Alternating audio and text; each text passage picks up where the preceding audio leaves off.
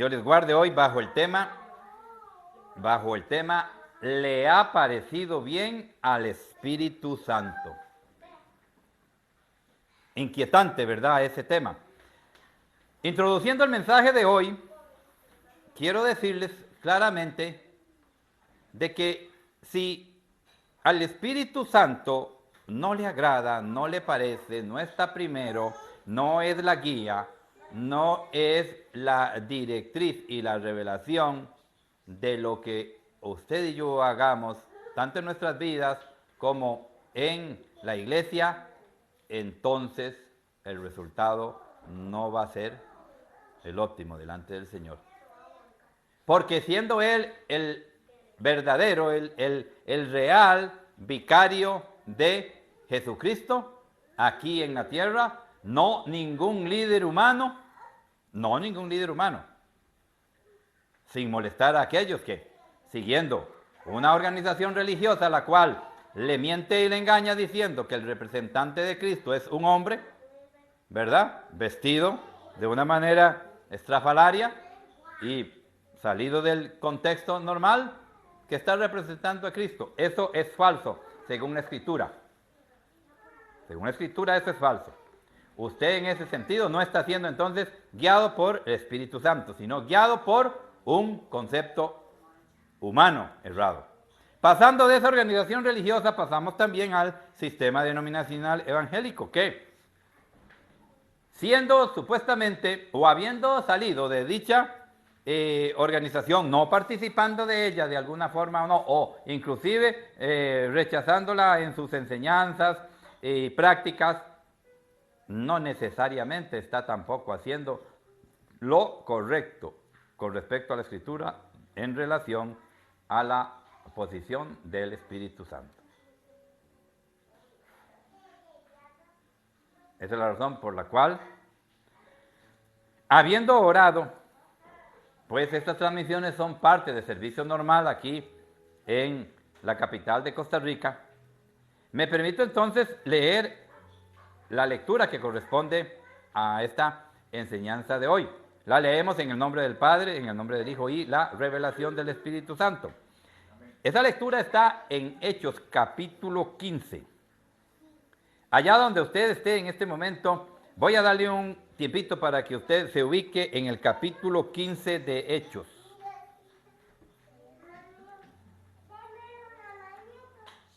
El capítulo 15 de Hechos es un capítulo muy especial, particular, porque narra un acontecimiento muy especial que nos deja varias enseñanzas para poder entender hoy la correcta correlación de los hechos que tienen que ver con la iglesia y su función en el primer siglo y la iglesia y su función hoy en el presente. Hechos capítulo 15 del verso 12 en adelante hasta el 18. Y voy a hacer una breve introducción de qué se trata esto. Allá en Antioquía surgió todo un problema, porque estaban presionando a los gentiles que venían a la conversión de Cristo a judaizar. ¿Qué es judaizar? Bueno, aplicarse para ellos mismos la ley de Moisés. Y entre esas cosas, les decían por allá a los gentiles, a los que no eran judíos, que tenían que circuncidarse para poder, por decirlo así, obtener la salvación. En otras palabras, esto a mí me causa cierta inquietud, como que se apoderaron ellos del negocio, ¿verdad? Como que ellos comenzaron a decidir de qué manera, gentil, usted, ¿quiere venir a Cristo? Claro que sí, nosotros tenemos a Cristo. Eso es porque por ahí un versículo importante de la Escritura dice que la salvación viene de los judíos y eso fue mal interpretado. Y entonces, al venir la salvación de los judíos, o sea, de Judá, en el sentido mismo del proceso que se da en la correlación histórica de los hechos, pues Jesús era judío. O sea, no está hablando de que venía de ellos, sino era una descendencia más que todo étnica, no de un derecho civil. Entonces ahora ellos vienen y jocosamente se los comento, se apoderaron del asunto. Bueno, ahí Bernabé y Pablo tuvieron un problema grande, discutían con ellos. Dice la Escritura que tuvieron unas contiendas agresivas, fuertes. Y tuvieron que subir, dice, hasta Jerusalén, donde funcionaba el concilio de Jerusalén en ese momento. Para los que no tienen conocimiento, que es el concilio de Jerusalén en ese momento, es, por decirlo así, el centro de mando visible y orgánico, administrativo también, de la iglesia en el primer siglo. Es por eso que ya empiezo a incomodarle como todas las veces que me paro aquí para la gloria de Dios. La iglesia es una y es visible.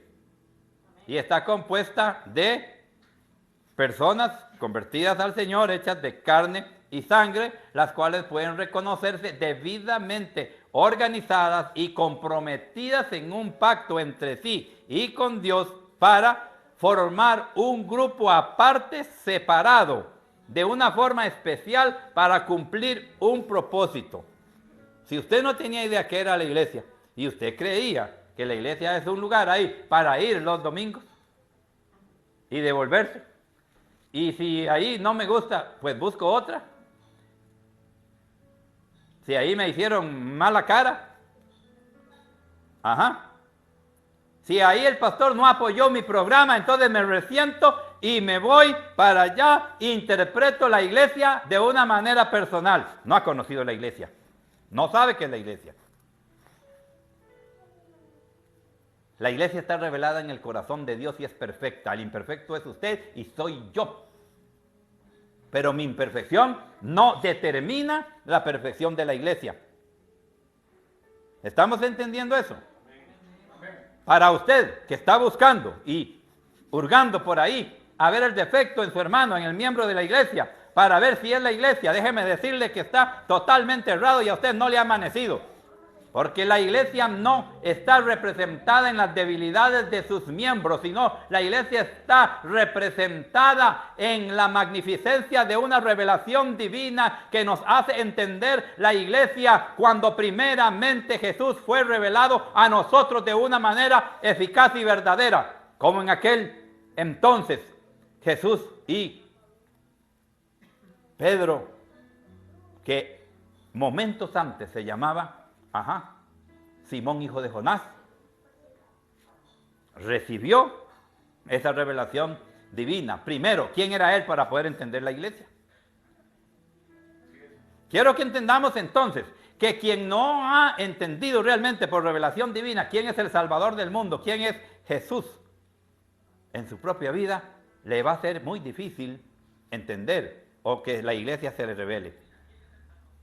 Entonces va a andar de grupo en grupo, va a unirse al sistema denominacional evangélico, porque aquí vamos a ver en esta misma lectura, en este mismo capítulo 15, es muy rico en enseñanzas, cómo se inicia y cuál es el espíritu que mueve la división del sistema denominacional hoy.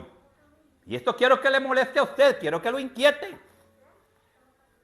Quiero que sepa que esa es nuestra predicación siempre. Creemos en la exclusividad de la iglesia, en que Jesús fundó una iglesia para todos, que compró con su sangre preciosa y Él va a venir por ella. No va a venir por la iglesia que los hombres digan que es la cual Él va a venir. No, Jesús no está bajo las órdenes suyas. Nosotros debemos estar bajo las órdenes y la obediencia de Él. Este problema se dio y entonces ellos tienen que ir entonces al concilio de Jerusalén, que como dije anteriormente, es la similitud actual en este momento de nuestras oficinas internacionales o conocidos por otros como el cuartel general en Cleveland, Tennessee, Estados Unidos, desde donde el presbiterio entonces emana alrededor del mundo donde estamos la autoridad que nos rige a todos los ministros que en los países que estamos, tanto en América como en África y Europa y Asia, donde estamos en este momento, servimos al Señor bajo la unción del Espíritu Santo y la cobertura y bajo la autoridad del presbiterio. ¿Escucharon eso? Bajo la autoridad del presbiterio. Yo tengo que rendir cuentas a mi pastor. Ahorita vamos a tocar todos esos temas un poquito más a fondo. Y vamos a traer a su conocimiento esos líderes en iglesias denominacionales que encima de ellos no hay nadie. No hay nadie. ¿Cómo es posible que no esté sujeto? ¿Tendrá autoridad para que otros se sujeten a él, a esa persona? No. Ellos se van a sujetar por una imagen en particular. Este fenómeno se da particularmente en este momento porque la imagen de sujeción de ellos era todo un concepto y era hasta ese momento legal y ya estaban en la iglesia y asociaban entonces la salvación a un rudimento, a un estado religioso. Y les decían entonces a ellos que llegaran y se circuncidaran a los gentiles para poder obtener la salvación. Entonces, llegaron ellos a el concilio de Jerusalén, narraron todo lo que de camino, mira qué bonito que es leer todo ese capítulo, porque ellos llegan y narran todo lo que de camino, pasando por todas las rutas, los pueblos habían pasado, y vieron a los gentiles adorando al Señor, los gentiles convertidos al Señor. ¿Por qué? Porque a lo suyo vino, recuerdan lo que hablamos en la enseñanza pasada, a lo suyo vino y los suyos no le recibieron. Entonces a todos los que creyeron en su nombre les dio potestad de ser hechos hijos de Dios. Así es que usted puede ser muy judío, o puede ser muy de lo que usted crea que es. Pero si usted no ha sido engendrado por la palabra en el Señor y no ha nacido de nuevo, entonces usted no es un hijo de Dios. Entonces usted y yo no tenemos el mismo Padre. Y quiero que también eso le duela y le inquiete y le moleste. Y me llame y póngame un mensaje ahí, pero con Escritura. No lo que a usted le parezca, porque aquí no es lo que a mí me parezca. Aquí es lo que la Escritura dice y vamos a tener que acostumbrarnos ya a ese concepto. A las denominaciones no les gusta que nuestras prédicas lleguen muy a fondo. ¿Por qué? Porque aquí es la palabra a la cual se deben sujetar. Y acostumbraron a la gente a sujetarse a ellos. Y ahorita vamos a ver de dónde nace esa carnalidad en el liderato. Entonces dice el 12, que entonces toda la multitud cayó y oyeron a Bernabé y a Pablo que contaban cuán grandes maravillas había hecho Dios por medio de ellos entre los gentiles. ¡Oh, qué gozo! Gloria a Dios. Y cuando ellos callaron, Jacobo respondió diciendo, ¿quién es Jacobo? Vamos a ir aprendiendo también acerca de orden, de gobierno, de teocracia, que son conceptos también que tal vez usted sea la primera vez que lo escucha. Jacobo, el obispo que preside el concilio de Jerusalén. Igual que hoy preside el concilio de la iglesia establecida por Jesús en su reorganización actual en Cleveland, Tennessee, donde está el concilio actual, el obispo Wade H. Phillips, para la gloria del Señor. Un abrazo y bendiciones al obispo hasta Cleveland en este momento. Continuando entonces, Jacobo responde diciendo, varones hermanos, oídme. Simón ha contado cómo Dios visitó por primera vez a los gentiles para tomar de ellos pueblo para su nombre. Les recuerda eso, como que les dice, por favor, no están oyendo lo que acaba de comunicarnos estos líderes de gran prestigio y de gran confianza que están aquí en medio de nosotros. Y dice Jacobo en el 15, y con esto concuerdan las palabras de los profetas, como está escrito. Después de esto volveré y reedificaré el tabernáculo de David que está caído, y repararé sus ruinas, y lo volveré a levantar, para que el resto de los hombres busque al Señor. ¿Cuáles hombres, diría yo? Todos los gentiles sobre los cuales es invocado mi nombre, dice el Señor, que hace conocer todo esto desde tiempos antiguos.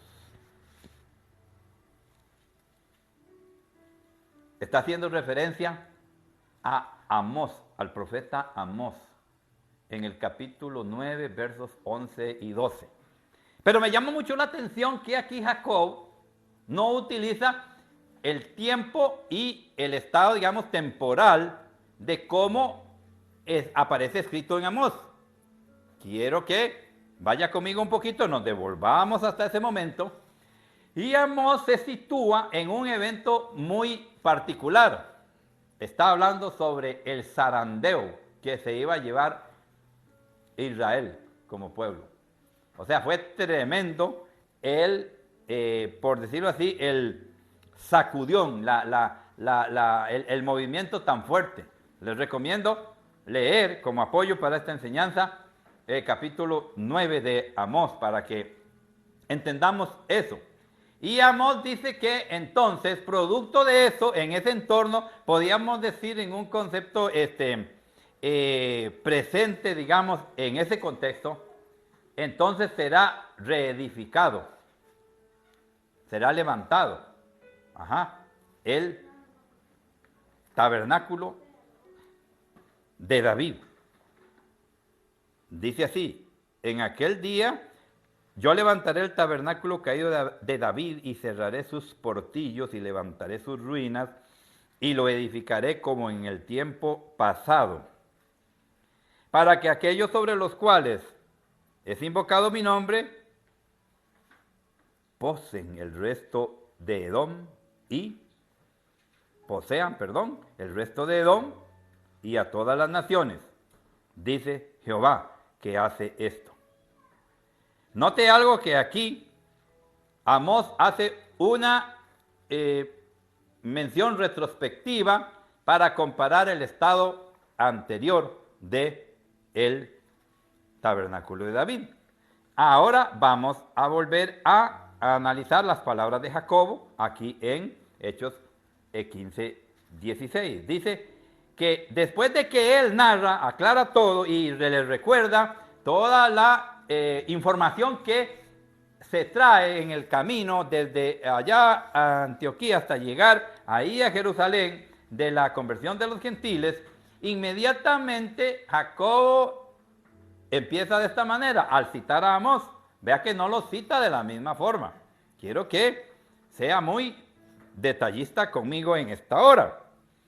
Dice así, el 15, y con esto concuerdan las palabras de los profetas como está escrito, después de esto volveré y reedificaré el tabernáculo de David que está caído y repararé las ruinas y lo volveré a levantar. Ahora Jacobo, ¿notan algo? Está hablando hacia adelante, está profetizando lo que va a pasar después de que esos gentiles entren a la salvación. ¿Están conmigo? Ahora, narramos cómo, ahora sí, todo digamos, el acontecimiento y las cosas que ellos vieron de camino, vieron y se gozaron como los gentiles ya estaban. Ahora, y después de esto, entonces, reedificaré el tabernáculo caído de David. Sí, estaba caído. La restauración de la iglesia requiere un levantamiento, requiere de hombres de valor, de hombres y mujeres comprometidos, como aquel 19 de agosto de 1886, donde esas 5 mujeres y 3 varones decidieron decirle alto a las doctrinas de los hombres, salirse del sistema denominacional en ese momento y del concepto teológico falso y errático de la iglesia invisible para iniciar el gran desafío de la restauración de la iglesia que estableció Jesús. Pero eso sí incomoda, ¿verdad? Pero sigamos incomodando a aquel que prefiere una posición de un hombre que lo que la Escritura dice. Y el 18 dice el Señor que hace conocer todo esto desde tiempos antiguos. ¿Por qué? Porque en el 17 recalca muy parecido a lo que Amós dijo, para que el resto de los hombres busque al Señor y todos los gentiles sobre los cuales es invocado mi nombre, busque el Señor. Hay un propósito específico en la reedificación, la restauración entonces de la iglesia. Al levantar, al reedificar, al cerrar esos portillos, al restaurar la iglesia que estableció Jesús. como tabernáculo caído de David. ¿Captamos eso? Lo tenemos bien, porque voy a pasar entonces a otro tema. El tema que está enlazado directamente con esto es el inicio de la respuesta a la inquietud que ellos traen. Es decir, Jacobo los mete en un contexto general, para poder elaborar la respuesta que ahora tiene que devolverse hasta Antioquía con los emisarios, con los mensajeros que tienen que llegar hasta esa zona con la respuesta correcta de parte de la decisión de los apóstoles. Pero, los apóstoles no tenían una decisión, no tenían una respuesta. Ahorita vamos a ver. Quiere que veamos qué interesante lo que sucede cuando la respuesta es elaborada. Vamos al 28. Vamos al 28 en ese mismo capítulo. Vea lo que dice el encabezado de la respuesta. Porque ha parecido bien al Espíritu Santo y a nosotros no imponeros ninguna carga más que estas cosas necesarias, que os abstengáis de lo sacrificado a los ídolos, de sangre, de ahogado y de fornicación, de las cuales cosas si os guardareis, bien haréis, pasadlo bien. ¿Le ha parecido quién? Bien, ¿a quién? Al Espíritu Santo. Por eso el tema central de esta enseñanza es, y le ha parecido bien al Espíritu Santo. Aquí las cosas se hacen si le han parecido bien al Espíritu Santo, no si le ha parecido bien al supervisor nacional. Aquí las cosas se hacen si al Espíritu Santo le ha parecido bien, no si al pastor de la congregación local de X lugar en Costa Rica o en algún otro lugar del mundo le parece. No es así. Debemos entender entonces ahora claramente que la iglesia se rige bajo un mover inquebrantable, donde el Espíritu Santo está primero y su parecer es el que determina en nosotros cada decisión y cada paso a dar. Y esa es una diferencia enorme entre nosotros y el sistema denominacional evangélico en el cual usted está buscando la iglesia. Déjeme decirle que no la va a encontrar. Primero, porque es invisible. Pero ¿por qué invisible, pastor? ¿Qué es eso? ¿Cómo es eso de que iglesia invisible? Ya lo oigo a usted hablando con ese asunto, ¿verdad? De la iglesia invisible. Déjeme recordarle que es la iglesia invisible. La iglesia invisible es la iglesia que no veo dentro de toda la división de iglesias, de grupos evangélicos denominacionales dirigidos por hombres a los cuales es a ellos a los que les parece bien las cosas. No al Espíritu Santo, porque si fuera el Espíritu Santo al que le pareciera bien las cosas, todos entenderían entonces por revelación de una sola forma la palabra. Y todos llegarían entonces a hablar una sola cosa. Estarían regidos bajo el mismo Espíritu. Y llegaríamos entonces, ahora sí, a hablar lo mismo. Pero las divisiones denominacionales no hablan lo mismo. No hablan lo mismo. Y no se engañe. No se engañe porque no hablan lo mismo. Ahí habla lo que al líder le parece que es la interpretación correcta. Eso no es lo que dice la Escritura que debe ser. Acabamos de ver entonces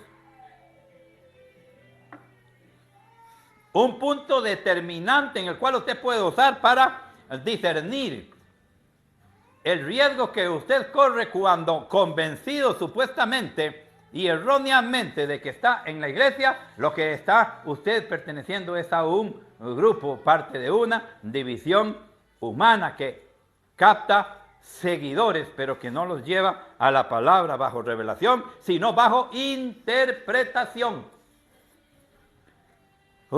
Tremendo esto, ¿verdad? Muy bien. Esa escritura entonces nos ubica en un contexto real hoy. Y le da a usted la seguridad de que aquí no interpreta el hombre, Aquí no le parece al hombre lo que hay que hacer, si es bien o mal, sino al Espíritu Santo. Y continúo con este detalle. La misiva, la carta de respuesta es redactada bajo esa premisa que le acabo de dar y se va con los mensajeros y ellos preparan ya el regreso. Y leemos así. Así pues, los que fueron enviados descendieron a Antioquía y reunidos a la congregación entregaron la carta, diciendo, habiendo leído la cual, se regocijaron por la consolación. Muy bien, el mensaje llega, el mensaje va, el mensaje llega, pero hay un detalle que yo no quiero dejar pasar por alto en este mismo contexto. Y voy a leer en este mismo capítulo, en el 36 en adelante, dice que después de algunos días, Pablo dijo a Bernabé, volvamos a visitar a los hermanos en todas las ciudades en que hemos anunciado la palabra del Señor, para ver cómo están. Qué lindo esos viajes misioneros, qué lindo ver esos hermanos, el amor, la sinceridad de ellos. No, es por mi propia experiencia lo digo, gloria a Dios y bendiciones, hermanos, por su amor, su apoyo y su respaldo a mi trabajo, que es para el Señor, pero con amor para ustedes también. Y dice, y Bernabé quería que llevasen consigo a Juan, el que tenía por sobrenombre Marcos. Ponga cuidado a esto. Pero a Pablo no le parecía bien llevar consigo al que se había apartado de ellos desde Panfilia. ¡Ah! No había ido con ellos a la obra. No, porque estaban iniciando las obras. Allá no sabíamos si había comidita. Allá no sabíamos dónde íbamos a dormir, ¿verdad? Allá no sabíamos dónde íbamos a ver, o si nos iban a pegar una garroteada también, porque eso era también parte del negocio. No, pero a Juan Marcos, no, yo, ahí voy yo la próxima vez. Usted quiero que venga conmigo en el contexto de la situación.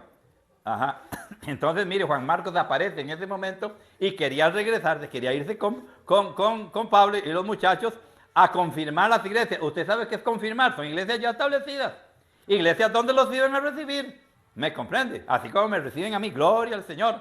Y les amo mucho. Buena comidita, bien donde dormir y todo eso.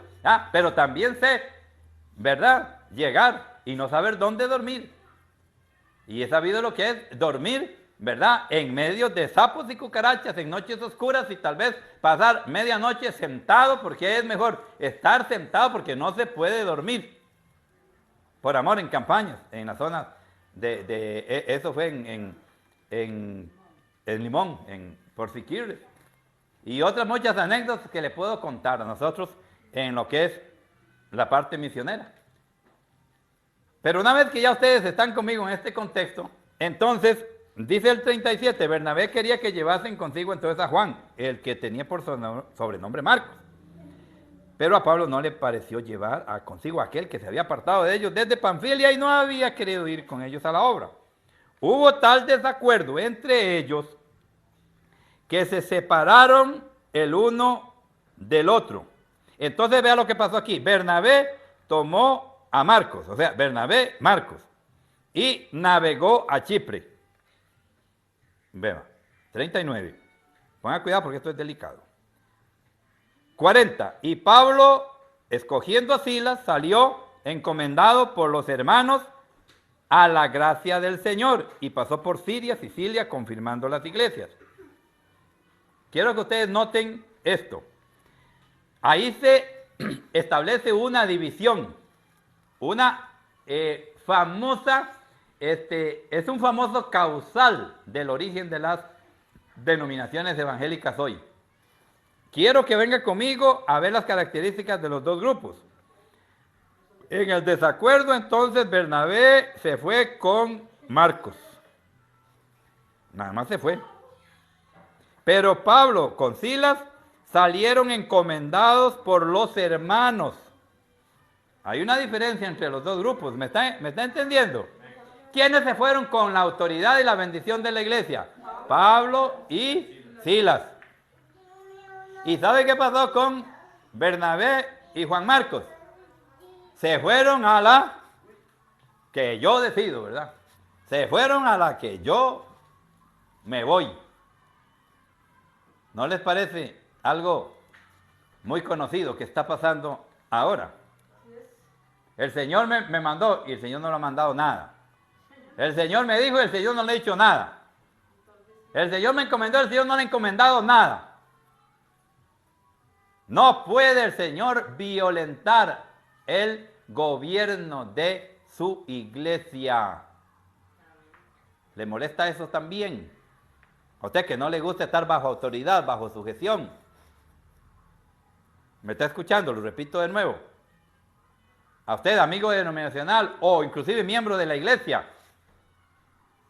o en proceso de ya ni ser miembro de la iglesia, porque si usted no recibe con agrado y bendición el estar sujeto, pertenecer a un gobierno y estar regido por la teocracia divina, entonces usted realmente, si es miembro de la iglesia, nunca lo ha estado. Se lo repito, usted es miembro de la iglesia, ha hecho el pacto, no importa que haya hecho el pacto.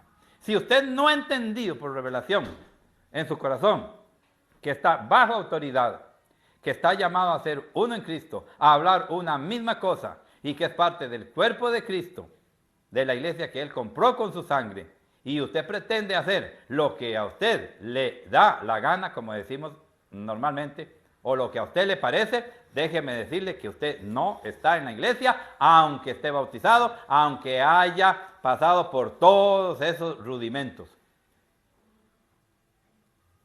Qué duro es esto. ¿Y cuántos están en esa condición? También predicando de iglesia, ellos mismos no se sujetan a nada. Esto es espantoso, ¿verdad que sí? ¿Y cuántos le siguen? Miles le están siguiendo. Miles le están siguiendo.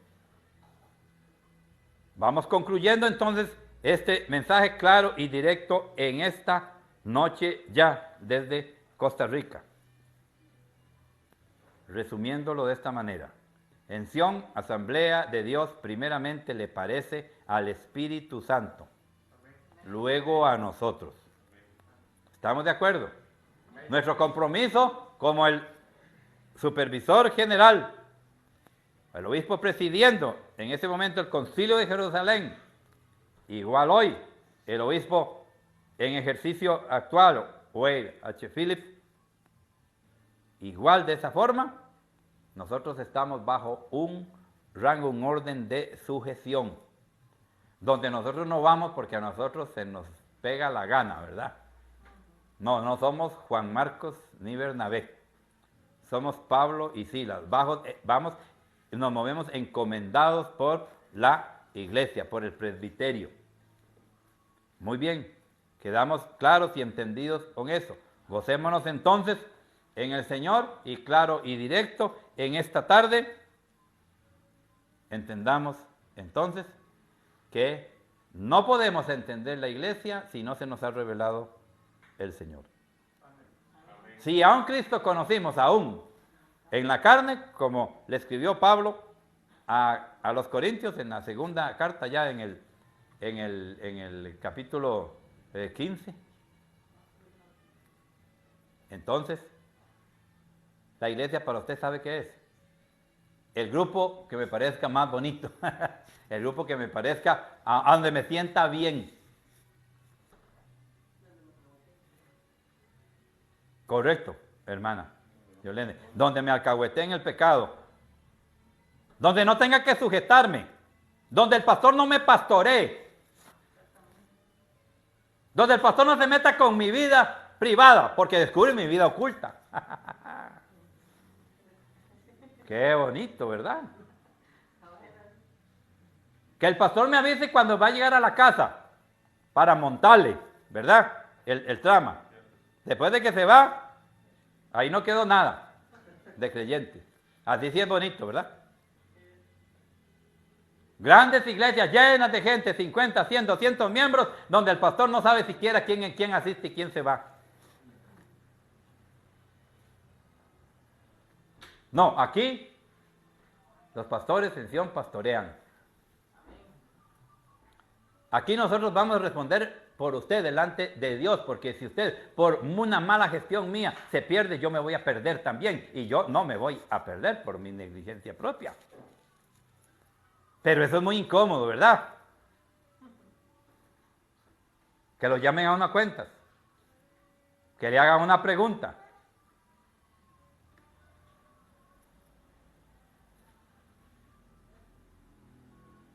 Me viene a la mente en este momento y me da risa y también misericordia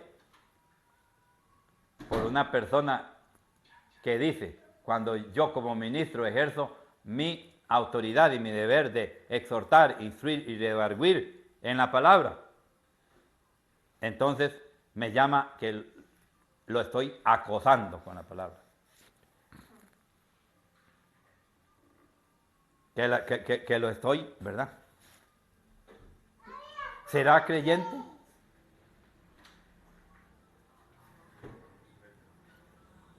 Es un insujeto. No quiere gobierno. Quiere hacer lo que le parezca. Así es que aquel día él sabrá reconocer quiénes son sus ovejas, porque las mías reconocen mi voz y le siguen. Usted está siguiendo a un hombre. Déjeme decirle, y con esto me despido, se va a quedar en la gran tribulación. Que quede claro, ¿verdad? Si usted no sigue a Cristo, si usted sigue al líder, al pastor de su denominación evangélica donde usted asiste, usted no es objeto del arrebatamiento cuando el Señor venga por su iglesia, usted va a pasar por la gran tribulación. Y entonces va a esperar la segunda venida de Cristo aquí en la tierra. Y nosotros, como iglesia, vamos a venir con Él. ¿Ha entendido la diferencia? ¿O usted está confundiendo la segunda venida de Cristo con el arrebatamiento de la iglesia? Los irresponsables líderes y pastores que están al frente suyo le han dicho que la segunda venida de Cristo es cuando Él venga por su iglesia. No, lo engañaron. La segunda venida de Cristo, Él viene en la gloria de sus santos ángeles y la iglesia con Él. Así es que la segunda venida de Cristo no es el momento del arrebatamiento de la iglesia. Gloria a Dios, gloria al Señor por la restauración de su iglesia. Sion Asamblea Iglesia de Dios les saluda y les bendice.